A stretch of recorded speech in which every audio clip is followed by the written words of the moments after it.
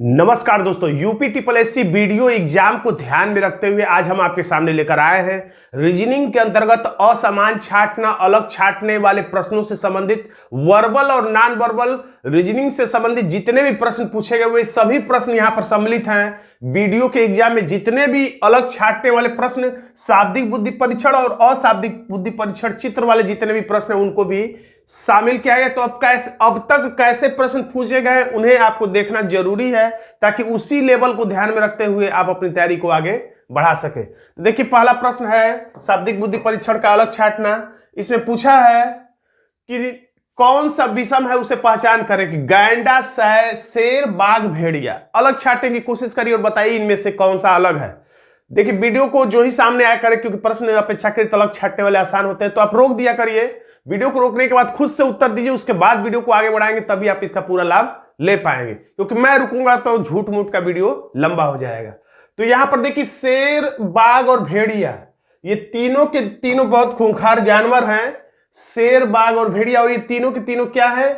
मांसाहारी है, मांस खाते हैं, मांसाहारी हैं तीनों के तीनों। और गैंडा जो है वो क्या है? शाकाहारी है, और शाकाहारी होने के चलते ये इन तीनों से हो जाता है अलग, और अलग हो जाता है तो यही हो जाता है हमारा आंसर हो गया ये। अगला प्रश्न है, इसमें बताना है कि कौन सा अलग है। तो देख लीजिए, वीडियो रोक दीजिए या आप तुरंत बता सकते हैं तो तुरंत बताइए। तो यहां पर देखिए, ये जो तीनों है, ये तीनों के तीनों का नाम आपने विज्ञान में सुना होगा। पास्कल का नाम सुना ही होगा। न्यूटन का कौन है जो नाम नहीं सुना होगा? जूल मात्रक के रूप में सब आपने सुना होगा। तो टोनी ब्लेयर यही इसमें अलग है क्योंकि ये ब्रिटेन के प्रधानमंत्री है या कह सकते हैं राजनेता है। तो हमारा आंसर हो जाएगा विकल्प ए। अगला प्रश्न है, विषम का चयन करें।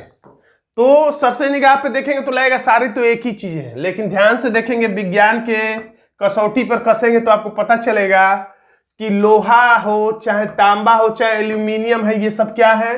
तीनों के तीनों क्या है? धातुएं हैं।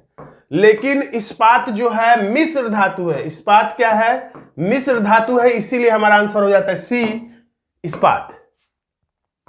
अब देखिए, नॉन वर्बल रीजनिंग और शाब्दिक बुद्धि परीक्षण से भी प्रश्नों को दिया गया है, दिया भी जाना चाहिए। और इसमें मैंने 18 में और जितने मीटिंग में परीक्षाएं हुई हैं 2018 के, तो सारे प्रश्नों को मैंने यहां पर सम्मिलित किया है। इतने ही प्रश्न पूछे गए 2-4 परीक्षाओं में। तो ध्यान से देखिए, जब ध्यान से देखेंगे तो मैं हट जा रहा हूं, इसका स्क्रीनशॉट लेकर या जैसे भी उत्तर देने का प्रयास करिए। वीडियो को रोक दीजिए। तो देखिए, ध्यान से देखेंगे तो और कुछ ये पंचभुज, ये 2 2 4 2 2 2 4 2 2 4 2 6 जो भुजा है, इसमें तो कोई अंतर नहीं दिख रहा है। अब बचा ये जो वृत्त है, अर्धवृत्त जो है 1 2 3, और ये जो टांग है 1 2 3, यानी 3 है, 3 टांग है, 3 अर्धवृत्त है। टांग 2 टांग कुछ भी कह लीजिए। उसी तरह से इसमें 1 2 3 अर्धवृत्त और 1 2 3 जोड़ा टांग। इसमें देखें तो 1 2 3 4 अर्धवृत्त और टांग कितने? 1 2 2 जोड़ा। तो ये थोड़ा अलग लग रहा है, फिर भी हम लोग आगे देख लेते हैं। 1 2 3 अर्धवृत्त और 1 2 3 ही टांग है। समझ में आ गया? यानी वही उत्तर की तरफ जा रहा है। 1 2 3 जोड़ा टांग और 1 2 3 अर्धवृत्त। समझ में आ गया? यही हमारा आंसर हो जाएगा। आंसर हो जाएगा सी। अगला प्रश्न है, वीडियो रोक दीजिए, खुद से उत्तर देने का प्रयास करिए। और अब हम चलते हैं हल की तरफ। तो देखिए, ध्यान से देखेंगे तभी आपको उत्तर पता चलेगा, नहीं तो नहीं पता चलेगा। यह प्रश्न थोड़ा सा स्तर का है, अगर समझ में आ जाता है तो, क्योंकि कुछ लिखा नहीं है।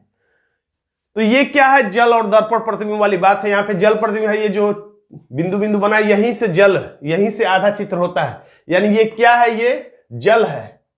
तो ये आकृति का प्रतिबिंब नीचे पड़ रहा है, ये वाली आकृति का प्रतिबिंब नीचे पड़ रहा है, इस आकृति का प्रतिबिंब नीचे पड़ रहा है, इस आकृति का प्रतिबिंब नीचे पड़ रहा है। लेकिन इसका प्रतिबिंब नीचे पड़ता तो ऐसा दिखता, ऐसा नहीं दिया, इसलिए यही अलग है।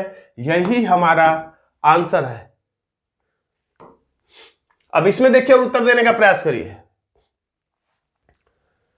तो देखिए, अगर कभी कभी भुजाओं की संख्या के आधार पर होता है कि इसमें 4 है, इसमें 4 है और इसमें 5 है, तो यही हमारा आंसर हो जाता है। लेकिन ये है, इसको आप कितनी भुजा कहेंगे?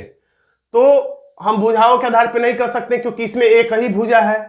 ऐसा रहता है कि सब में 4 भुजा, किसी में 5 भुजा तो वही आंसर, सब में 5 भुजा, किसी में 4 भुजा तो वही आंसर। लेकिन यहां पर एक और प्रकार की आकृति है, तो यही आंसर, क्यों, ये भुजाओं से केवल भुजाओं से निर्मित आकृति, केवल भुजाओं से निर्मित आकृति, केवल भुजाओं से निर्मित आकृति, ये भुजा और अर्धवृत्त से बनी हुई आकृति है, चापाकार आकृति है, इसीलिए हमारा आंसर हो जाता है सी, जो कि सी ही में है। तो दोस्तों आज का वीडियो आपको कैसा लगा कमेंट बॉक्स में लिखना मत भूलिएगा। वीडियो अच्छा लगा तो वीडियो को लाइक कर दीजिएगा, इसे अपने दोस्तों में शेयर कर दीजिएगा। चैनल पर नए हैं तो चैनल को सब्सक्राइब जरूर कर लीजिएगा। धन्यवाद।